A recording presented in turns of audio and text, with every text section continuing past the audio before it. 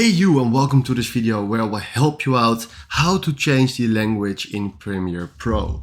Alright, what you need to do is hold Ctrl and do F12, and then right now you will see this option. If this option is not disappearing, then make sure that you have the debug database view. Then from here search for application language. It's a little bit slow. And then right now here it is, application language. Then change it to your country. So let's say we want to change it to French. Something like this. And we do right now enter.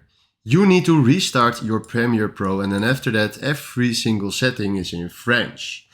For the Lenovo users, if the F12 option is not possible, because every time when I do F12, you will see this. Make sure that you do Fn and then lock. And then do hold Ctrl and then F12, and then you will get this setting. So this is exactly how this works. Thanks for watching and have a wonderful day. Ciao.